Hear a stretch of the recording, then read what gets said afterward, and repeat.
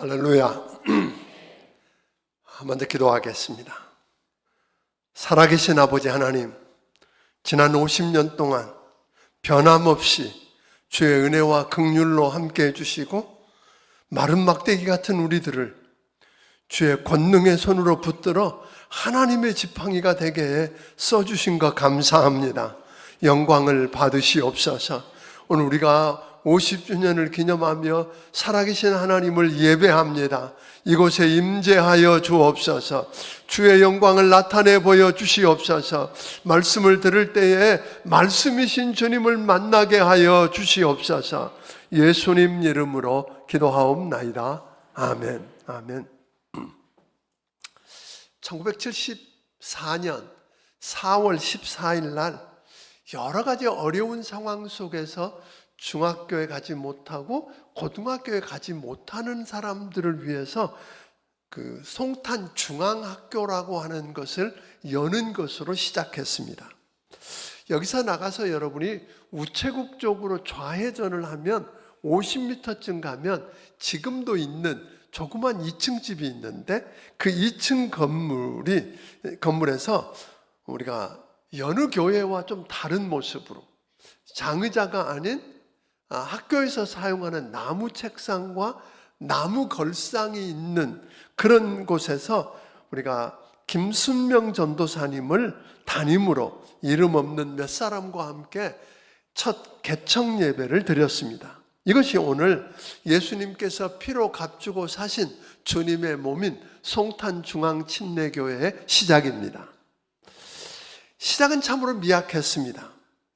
영혼 구원하는 일, 특별히 어린이들과 청소년들을 전도하는 일에 혼신의 힘을 다했고, 그리고 그렇게 들어온 분들을 붙들고 훈련하는 일을 하고, 영어 예배를 만들고, 지역사회에 우리가 지역사회를 품고 섬기는 일에 혼신의 힘을 다했습니다. 영어 예배를 만들어서 피부색이 다르고 언어가 다른 사람들을 또한 그분들까지 섬길 수 있었습니다. 우리 교회의 로고 여러분들이 다 아는 것처럼 그 로고처럼 가물고 메마르고 거칠는 가운데서도 시냇가에 심겨진 나무는 늘 푸르르고, 늘 푸른 나무 밑에는 초대하지 않아도 지치고 피곤하고 상처 입고 힘든 사람들이 몰려오는 것처럼 우리 교회가 이 도시에서 시냇가에 심겨진 나무가 되어서 많은 사람들이 몰려와서 회복되고 주님 만나고 살아나기를 기대하고 기도했었습니다. 우리 주님께서는 그런 우리 교회를 불쌍히 여겨주시고 은혜 베푸시고 주의 손이 함께 하셔서 오늘 수많은 영혼들이 예수 믿고 주께로 돌아오는 기적을 경험했습니다.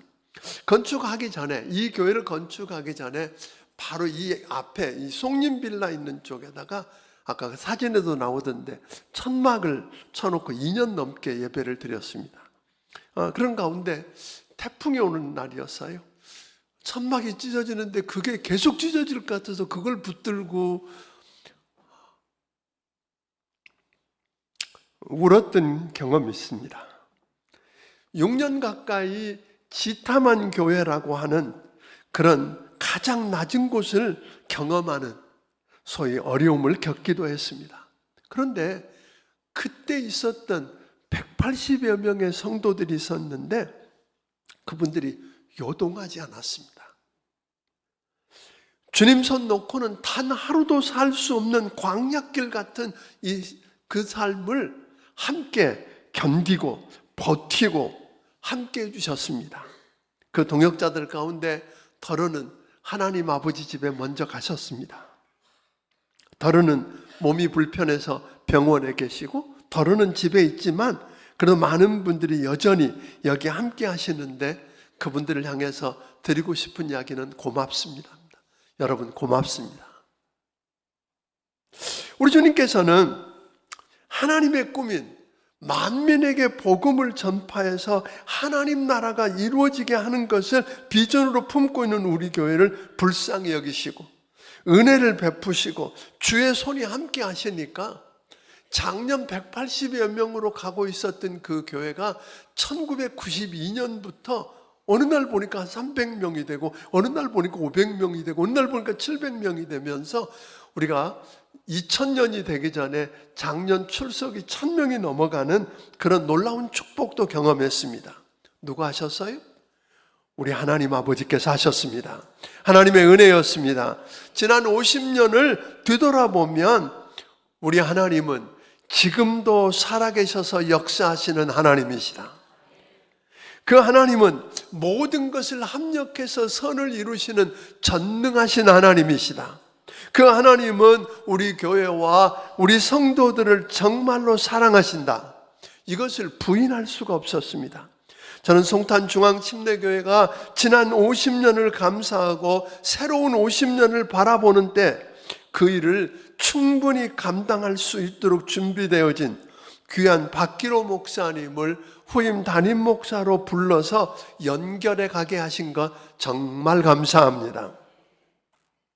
우리 교회가 앞으로 안디옥 교회 같은 교회가 됐으면 좋겠다는 마음으로 저는 오늘 목사님 이야기한 것처럼 사도행전 11장을 통해서 안디옥 교회가 이 땅에 어떻게 세워졌으며 어떻게 부흥을 맛보았는지 말하고, 우리 담임 목사님은 안디옥 교회가 어떤 교회인지, 그래서 앞으로 50년 동안 가야 할 교회 모습이 어떠해야 하는지에 대해서 우리에게 말씀해 주실 것입니다. 안디옥 교회는 최초의 이방인 교회입니다. 최초로 세계 선교의 교두보 역할을 담당했던 교회입니다. 바울 사도를 발굴해내고 선교 현장에 파송해서 땅끝까지 복음을 전하는 전도의 전진기지 역할을 한 교회입니다. 만민에게 복음을 전파하라, 땅끝까지 이르러 내 증인이 되라고 하신 하나님의 꿈을 이루는 시작의 문을 열었던 교회가 안디옥 교회입니다. 또한 안디옥 교회 성도들은 세상 사람들로부터, 우리들끼리 부르는 이름이 아니에요.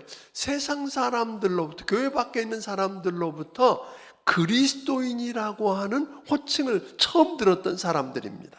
그래서 그리스도인이라고 하는 말은 다른 이야기가 아닙니다. 그리스도께 속했다. 그리스도를 쫓는 사람이다. 그리스도를 닮은 사람이다. 그러니까 그리스도께 속해서 그리스도를 쫓아가며 닮은 사람들이 여기 있네 라고 불러줬던 그런 교회입니다.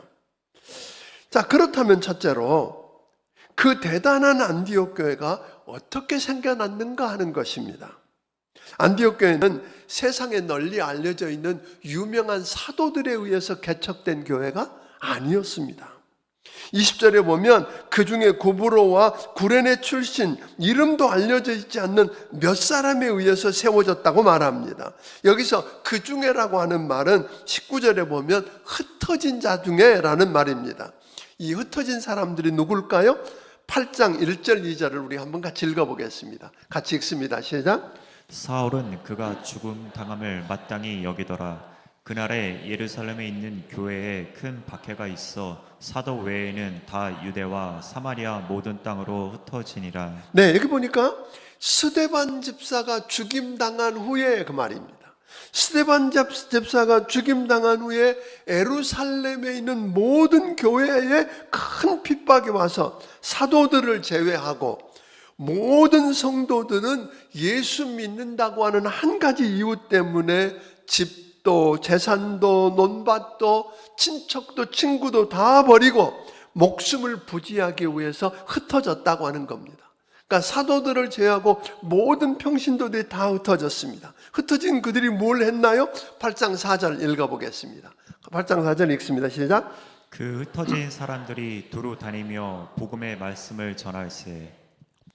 자, 예수 믿는다는 이유 때문에 예루살렘을 떠나서 유대와 사마리아로 흩어져서 기다리는 사람도 없고 반겨주는 사람도 없는데, 오늘 예수 만나는 사람들을 붙들고 예수가 그리스도라고, 예수님이 우리 죄 때문에 십자가에서 피 흘려 죄값을 치르고 죽으셨다고, 그분이 사흘 만에 다시 살아나셨다고, 아멘, 전파하고 다녔습니다. 예수 믿으면 구원받는다고 오늘 그렇게 전하고 다니는 겁니다.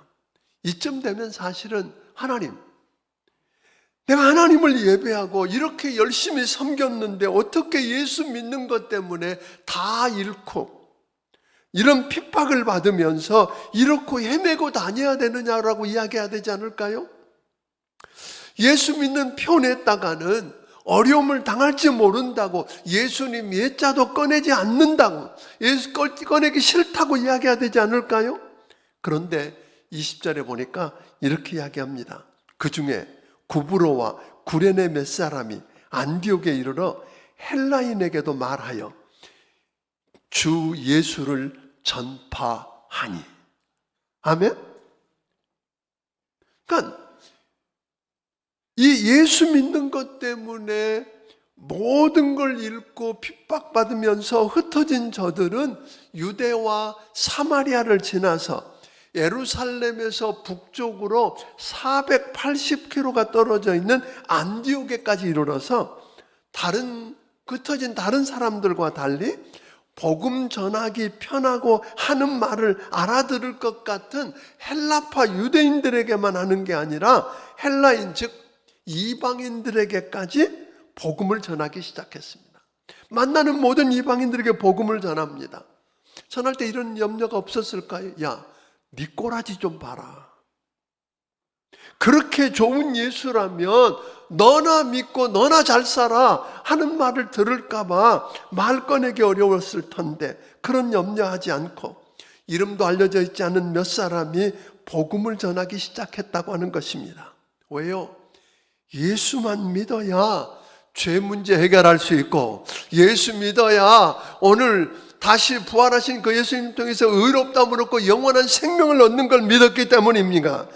이들 때문에 바로 그렇게 헌신했던 사람들 때문에 사도행전 1장 8절 성령이 너희에게 임하시면 너희가 권능을 받고 유대와 사마리아와 땅끝까지 이르러 내 증인이 되리라. 아멘.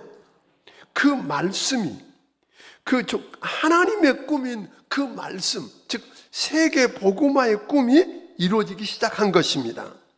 2000년 전에 안디옥이라고 하는 도시는 로마와 알렉산드리아에 이어서 세계 3대 도시 중에 하나였습니다. 인구가 그 당시 인구가 50만 명쯤 되었다고 그럽니다. 그런 대단한 큰 도시에 이름 없는 몇 사람이 여러분 그 안디옥에 와서 복음을 전한다고 무슨 대단한 일이 일어날까요? 그런데 둘째로 그래서 주의 손이 함께 했기 때문에 역사가 일어납니다. 21절에 보니까 21절 같이 읽어봅니다. 시작. 주의 손이 그들과 함께 하심에 수많은 사람들이 믿고 주께 돌아오더라. 예수 믿는 것 때문에 핍박받고 다 잃고 흩어져서 안디옥에까지 와서도 하나님의 마음을 알고 하나님의 꿈을 알았길래 이방인들에게까지 복음을 전하고 있었던 이름 없는 저들을 하나님께서는 그냥 내버려 두지 않으셨습니다. 여러분 기억하세요. 하나님 다 보고 계십니다. 알고 계십니다. 그러자 그 하나님의 손이 그들과 함께 하시기 시작하셨습니다. 하나님의 손이 함께 하시자 수많은 사람들이 예수 믿고 주께로 돌아오는 기적이 일어났습니다. 오늘 이렇게 그 소문이 예루살렘 교회까지 나니까 예루살렘 교회에 있는 지도자들이 진짜야? 그러고 성령이 충만하고 믿음이 충만하고 착한 바나바를 그곳에 목회자로 파송합니다. 그 바나바가 그곳에 와서 사역했기 때문에 어떤 일이 일어났어요? 24절에 보니까 큰 무리가 주께로 돌아왔답니다. 너무 많은 사람들을 혼자 감당할 수가 없으니까 오늘 그 바나바가 평소에 처음 어떻게 주님을 만났고 어떤 사람인지 알았던 사울이라고 하는 그 바울을 찾으러 칩거하고 다소의 칩거에 있던 그 사람을 찾으러 175km가 떨어져 있는 다소까지 내리고 와서 그 바울을 데리고 와서 함께 사역하기 시작해. 함께 말씀을 전하고 말씀을 가르치기 시작하자 어떤 놀라운 일이 일어났을까요? 더 많은 사람들이 들어왔을 뿐만 아니라 그곳에 있는 그 안디옥 교회에 있는 사람들이 세상 사람들로부터 그리스도인이다라고 하는 말을 처음 듣기 시작했다고 하는 것입니다. 출애굽기 4장 20절 우리 한번 같이 읽어보겠습니다. 같이 읽습니다. 시작. 모세가 그의 아내와 아들들을 나귀에 태우고 애굽으로 돌아가는데 모세가 하나님의 지팡이를 손에 잡았더라. 하나님이 모세를 불러서 내 백성 이스라엘 백성을 애굽에서 끄집어내는 일에 너를 보낸다고 하니까 모세가 온갖 핑계를 다 대잖아요. 그러다가 결국은 그 핑계를 대는 모세가 하나님 말씀대로 순종하고 가족과 함께 애굽으로 내려갈 때 그 손에 하나 들려져 있던 게 있어요. 양을 칠 때 사용하던 마른 막대기 지팡이였어요. 그런데요, 그 지팡이 위에 하나님의 전능하신 손이 얹어졌잖아요. 주의 손이 얹어지고 나니까 그 모세의 지팡이는 이제 하나님의 지팡이가 되었다고 이야기를 합니다.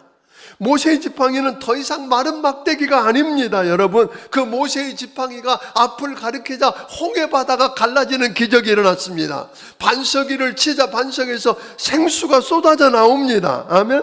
전능하신 하나님이 그 마른 막대기 같은 모세를 붙들고 함께 하셨기 때문에 하나님의 지팡이가 되어 그 백성을 출애굽시키고 광야 40년 그 거칠고 메마른 땅을 통해서 그 백성을 인도하는 놀라운 역사를 이루었던 것입니다. 이제 창립 50주년을 맞는 송탄중앙침례교회도 시작은 정말 미약했습니다. 대단한 사람들에 의해서 개척된 게 아니었습니다. 처음에 우리 교회를 보면 우리 교회는 어린이들이 참 많았습니다. 어린이들이 얼마나 많았는지 여름 성경할 때 모일 장소가 없어 분반을 산에 가서 하기도 하고 청소년들이 정말 많았습니다. 늘 교회 오면 청소년들이 북적거렸습니다. 장년들은 많지 않았고 우리 교회는 왜 이렇게 부자가 없는지 이 교회를 지으려고 할 때 처음 했을 때 돈이 모자라 담보를 잡아야 되는데 집 가진 사람을 찾았더니 자기 집 있는 사람이 딱 6명 나오더라고요. 근데 그것도 은행에 물어보니까 2건물은 안 되고 아니야 3건물쯤은 안 되고 한 담보 되는 집은 2개인가 그러더라고요. 그렇게도 가난했던 교회. 그렇지만 우리 교회가 하나님 사랑하고 영혼을 사랑하고 하나님의 꿈을 우리의 꿈으로 붙들고 나가려고 할 때에 주의 손이 우리와 함께 하셨고 아멘.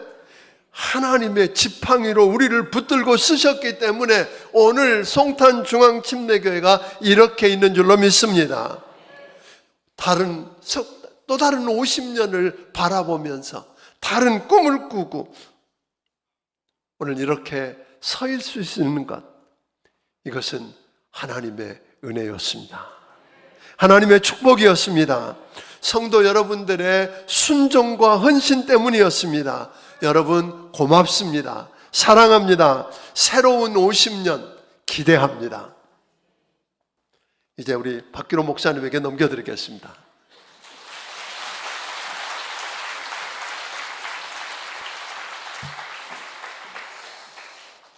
저는 처음에 우리 교회 와가지고 이 말이 참 마음에 와닿더라고요. 우리 교회를 찾기 위해서 택시 운전기사에게 딱 한마디만 말하면 우리 교회를 정확히 그 앞에 내려준대요. 짓다만 교회 갑시다. 지금은 우리가 참 웃을 수 있는 여유가 있지만 어떤 교회가 택시기사 운전사들에게 짓다만 교회라고 일컬을 때 그 마음이 그렇게 기쁠 수가 있겠습니까? 하지만 그럼에도 불구하고 그 힘겨웠던 시기를 지나 오늘 이 자리에 창립 50주년을 맞아 마침내 이 평택과 교단 안에 이와도 같은 큰 주목받고 또 하나님의 나라에 앞장설 수 있는 교회가 된 것은 다른 게 아닙니다. 주님의 손이 처음부터 지금까지 함께 하셨기 때문입니다. 그러면 물어볼게요. 앞으로도 우리 교회가 이럴 수 있을까요? 아멘은 하지만 상황과 시국을 바라보면 세상적인 인간적인 눈으로 보면 우리 역시 지금에 있는 위기와 불안의 연속에서는 예외가 아닙니다. 왜냐하면 지금 시대는 우리 교회가 지나왔던 50년을 걸어왔던 과거와는 전혀 다른 삶의 방식과 가치관으로 세상 사람들이 살고 있기 때문입니다. 누군가는 이러한 세상적인 삶의 풍경을 가리켜 성경에서 비유한다면 사사시대라고 말합니다. 여러분, 사사시대의 특징이 뭡니까? 자기 소견에 오른 대로 행하는 무법천지의 때입니다. 하나님이 약속했던 가나안 땅에 살고 있음에도 불구하고 이 땅을 이끌어 주신 하나님을 외면함으로 자기가 신이 되고 자기가 기준이 됨으로 인해서 각자의 소견에 오른 대로 행하는 길을 잃어버린 모습, 이게 오늘 우리나라의 모습이라는 거예요. 그러나 안타깝게도 시국이야 그럴 수 있다고는 하지만 어느 순간 교회도 마찬가지입니다. 한 교회를 다녀요. 한 분이신 예수님을 믿습니다. 근데 너무 안타까운 것은 한 교회 안에 한 분이신 주님을 믿음에도 불구하고 교회에 대한 기대가 저마다 다 다르다는 거예요. 교회에 대한 기대가. 어떤 분들은 뜨거운 예배의 목숨을 거는 분이 있습니다. 교회하면 예배라는 거예요. 어떤 분들은 뜨거운 사랑으로 말미암아 성도 간의 교제만을 원하는 분들이 있습니다. 사랑 안에 있는 교제가 없는 교회가 무슨 교회냐는 거예요. 역시 어떤 분들은 전도와 선교를 목숨처럼 여기는 분들이 있습니다. 예, 다 맞는 말이에요. 예배도, 지역도, 전도도, 훈련도, 목장도, 교회에서 비춰진 모든 사역적인 모습입니다. 근데 문제는 뭐냐면 자신이 기대하는 교회의 모습이 아니기 시작하라고 느껴지기 시작하면 교회 내에서 갈등을 합니다. 그리고 그것을 요구를 합니다. 그리고 행여나 그 요청이 받아들여지지 않게 되면 교회에 대한 실망스러운 마음에 심지어 교회를 떠나기까지 합니다. 그러기에 저는 이 교회가 새 시대를 연결하기 위한 첫걸음의 중요함이 있다면 그것은 앞으로 우리가 교회에서 뭘 하겠냐, 우리 교회는 무엇을 해야 되느냐에 대한 방법론적인 프로그램적인 것보다 더 중요한 것은 도대체 왜 그것을 하냐, 교회는 도대체 뭐기 때문에 그렇게 해야 되냐, 교회를 알아야 되는데 그 교회는 여러분들이 과거에 경험해왔던 교단 속에서 확신했던 교회가 아니라 성경에 비추어진 교회, 그 성경에 비추어진 교회가 어떤 교회인지를 바로 알고 온 성도가 그 교회 앞에 하나된 마음을 가질 때 우리는 이 새 시대의 이 무법천지와도 같은 이때를 이겨나갈 수 있을 것입니다. 이런 면에서 오늘 안디옥 교회는 우리 시대의 모델이 되는 교회입니다. 왜냐하면 안디옥 교회는 목사님이 말씀해 주셨던 것처럼 이방인과 유대인들의 연합된 최초의 교회로 인해서 선교적 기틀을 마련한 교회입니다. 근데 이 교회가 특히 우리 교회에서는 모델이 될 수밖에 없는 것은 아시는 것처럼 오늘 10시도 우리 창립 50주년을 맞이해서 우리가 이곳에서 예배를 드렸다면 3층에 있는 비전 채플에서 약 200명이 넘는 이 영어예배부 식구들이 또 같이 동시 통역으로 같이 예배를 드립니다. 그러고 보니까 안디옥 교회가 다양한 민족 속에서 연합된 교회였다면 우리 송중침이야말로 글로벌한 교회입니다. 다양한 민족의 연합된 교회기에 이 안디옥 교회는 성경의 어떤 교회보다 우리의 시선을 두고 우리가 하나 된 교회를 꿈꿀 수 있는 우리 교회의 표상이 되더라는 거예요. 그렇다면 도대체 이 안디옥 교회를 통해 바라본 새 시대를 연결짓는 교회, 도대체 교회는 뭘까요? 요걸 오늘 잠깐이지만 꼭 마음 가운데 기억하고 앞으로 우리 교회가 계속 반복해서 이 말씀을 나누었으면 좋겠습니다. 첫째, 교회는 다른 게 아니에요. 주님으로부터 부름을 받은 교회입니다. 누구에 의해서 전도된 것 같지만, 누구에 의해서 초청을 받는 것 같지만, 어떤 분들은 유튜브를 통해서 우리 교회 실황들을 바라보면서 오시는 분이 있지만 그 모든 정황이 어떻든 누가? 교회의 머리 되신 주님이 우리를 부르셨어요. 우리를 콜링하셨습니다. 자, 사도행전 13장 2절을 보십시오. 안디옥 교회 안에 어떤 일이 있는지 시작. 주를 섬겨 금식할 때 성령이 이르시되 내가 불러 시키는 일을 위하여 바나바와 사울을 따로 세우라 하시니. 성령은 교회 안에 늘 말씀하고 계십니다. 지금도 성령은 살아계심으로 인해서 우리 모두에게 말씀하고 계신 줄 믿습니다. 근데 오늘 본문에 의하면 성령께서 안디옥 교회에 파송된 일명 담임 목회자격인 바울과 바나바에게 따로 시킬 일이 있었나 봐요. 그런데 그 따로 시킬 일이 있음으로 인해서 그들을 뭐 했다라고 말하고 있습니까? 영어로도 call, 불렀다라는 거예요. 근데 이 말씀은 굉장히 중요한 말씀입니다. 왜냐하면 교회가 목회자에 의해 개척되고 열심히 있는 성도들에 의해서 세워지는 것 같지만 결국 그 목회자를 누가 부르신 거예요? 결국 그 일꾼을 누가 불러주신 거예요?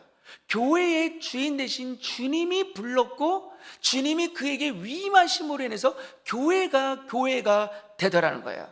따라서 교회는 누군가에 의한 책임 있는 자리는 돼야 되겠지만, 목사님 제가 우리 교회 책임지겠습니다. 맞아요. 가득한 마음입니다. 그렇게 하셔야 돼요.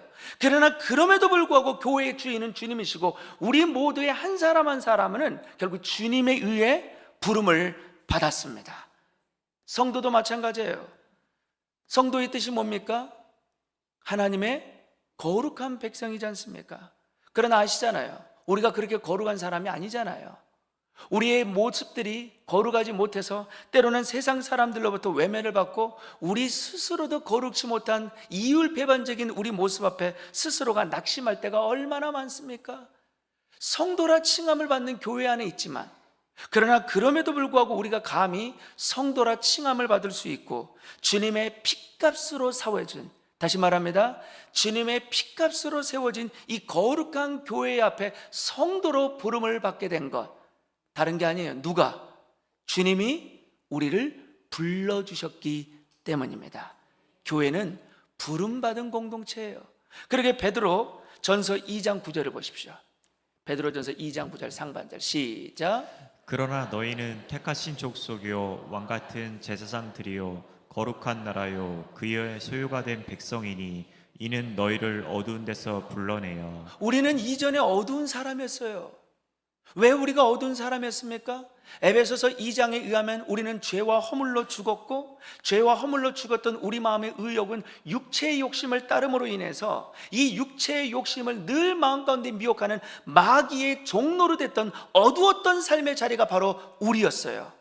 그런데 그런 우리를 예수님은 하늘의 보좌를 버리시고 이 땅 가운데 미천한 우리의 모습으로 오셔서 십자가의 모진 고통으로 말미암아 그분의 놀라운 은혜의 보혈의 은혜로 어두웠던 우리를, 사망에 있었던 우리를, 어둠의 종로로 됐던 우리를 마침내 빛의 자녀로 이끄시고 빛의 자녀로 부르시고 주님의 몸된 교회 우리를 불러주셨습니다.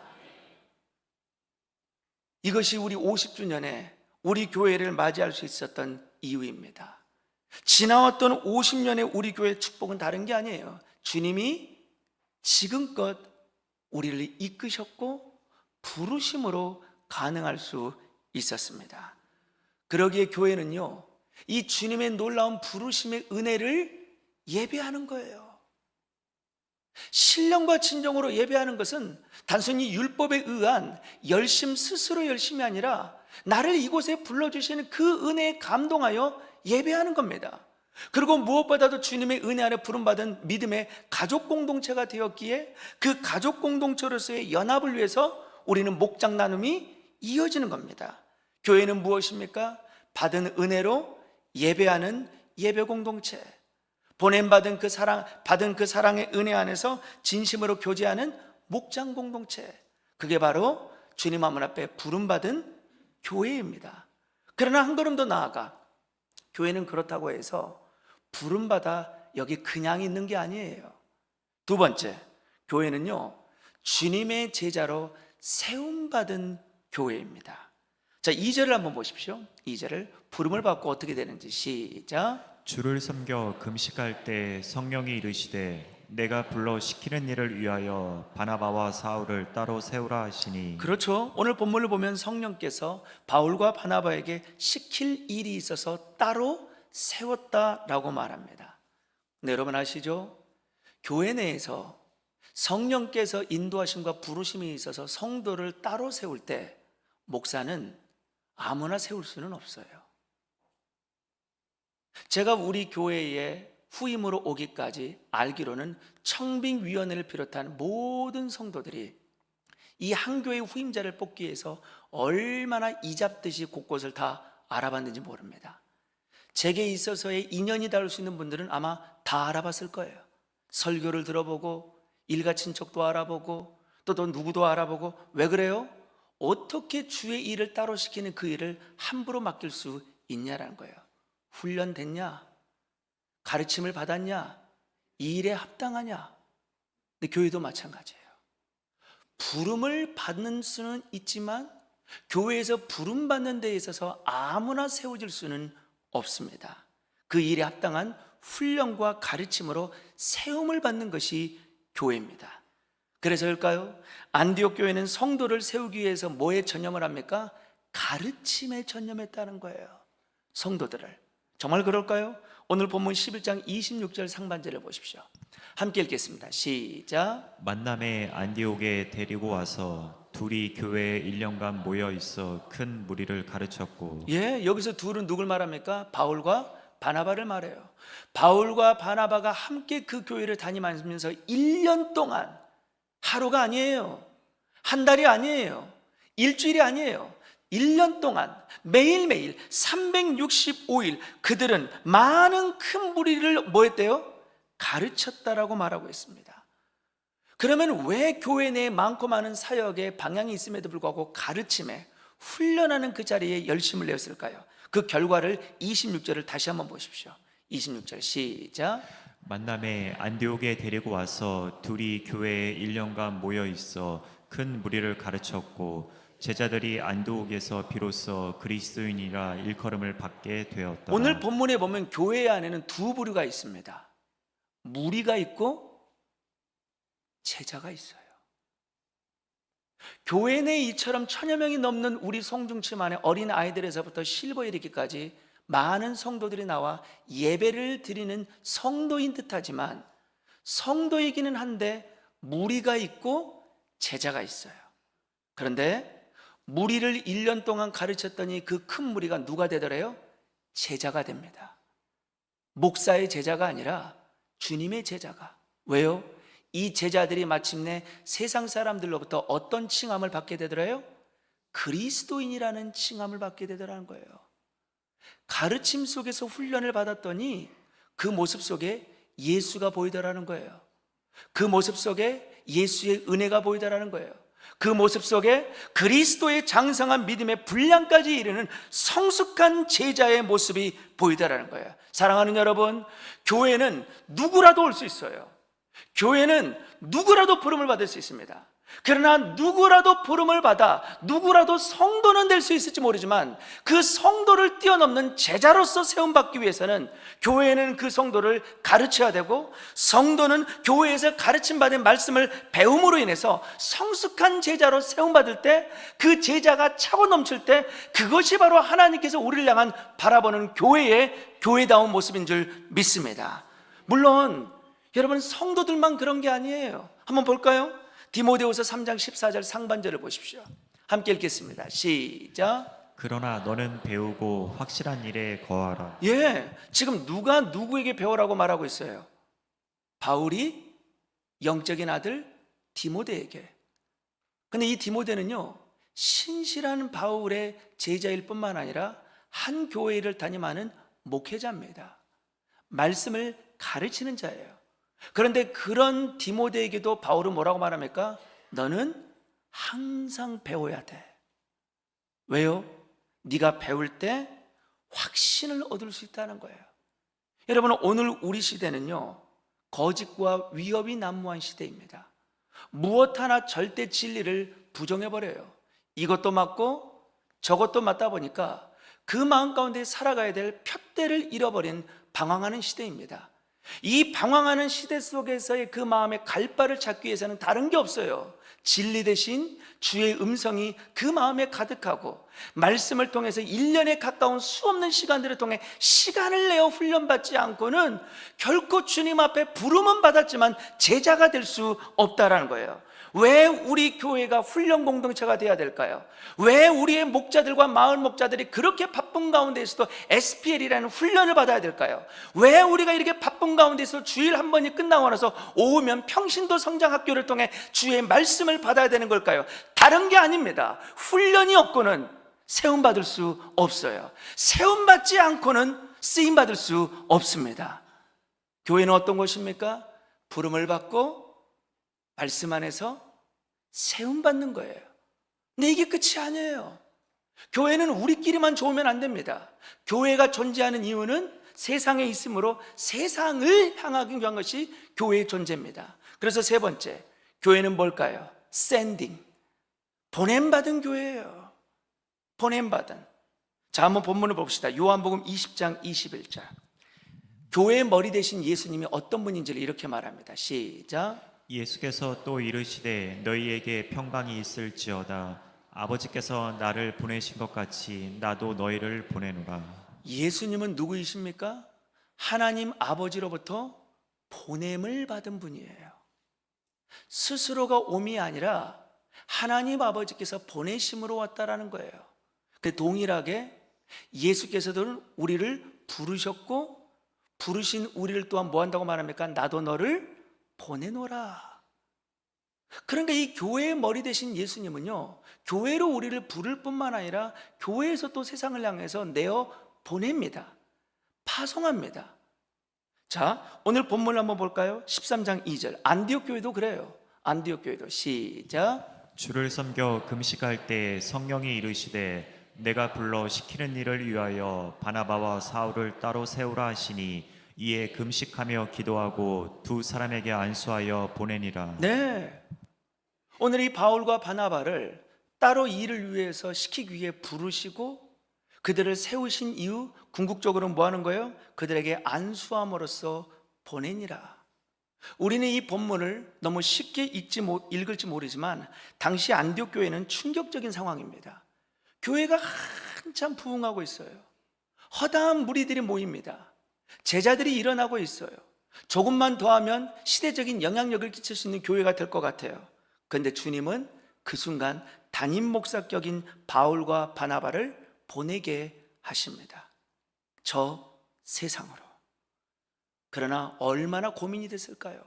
그럼에도 불구하고 그 고민 앞에 그들이 순종하며 마침내 그들을 보낼 수 있는 이유가 무엇입니까? 교회는 단순히 모이기 위한 곳이 아니에요. 우리 좋겠다고 해서 우리 모임만으로 끝나서는 안 됩니다. 내 영혼의 성숙과 성장만을 위해서 배우기에만 힘써서는 안 돼요. 받은 은혜 안에 제자가 되고 성숙하다면 가정에서, 학교에서, 직장에서, 선교지로, 아니 누가 그렇게 말하잖아요. 우리 삶의 자리가 땅끝이라고. 땅끝과도 같은 우리 삶의 자리에서 선교적 삶을 살아가는 것. 그리고 그 선교가 이 지역 곳곳을 은혜로 덮을 때 교회는 교회다울 수 있는 거예요. 물론 보냄받는 게 쉽지가 않아요. 오직 그 상황이 어렵다라고 느꼈던지 우리 예수님도 내가 너희를 보냄이 양을 꼭 어디로? 이리로 보내는 것과도 같다. 여러분, 먹힌다라는 거예요. 안 된다라는 거예요. 네 힘으로는 안 된다는 거예요. 그래서 예수님은 어떻게 합니까? 마가복음 3장 13절 15절을 보십시오. 12제자를 부르시고 뭐를 주시는지 시작. 또 산에 오르사 자기가 원하는 자들을 부르시니 나아온지라. 이에 12를 세우셨으니 이는 자기와 함께 있게 하시고 또 보내사 전도도 하며 귀신을 내쫓는 권능도 가지게 하려 하심이로라. 예수님이 12제자를 부르시는데도 동일합니다. 제자를 부르시고 그리고 그들을 세우시고 세우셨던 그들을 보내시더라. 이게 교회의 모습이고 이게 교회의 기반을 말했던 사도들을 향한 주님의 모습이었어요. 그런데 여기서 끝나는 게 아니에요. 보내실 때 주님은 제자들을 향해 뭐를 주신다고 말하고 있습니까? 귀신을 내어쫓는 권능을 주십니다. 왜요? 우리 힘으로는 안 된대요. 예배를 드리고 나서 집으로 가서 열심히 한번 섬겨보겠다 하지만 내 힘으로는 안 됩니다. 예배 가운데 받은 은혜가 있어 직장에서 동료들과 함께 정말 열심으로 섬겨보겠지만 내 의지로는 안 돼요. 그러게 뭐를 주신다는 거예요?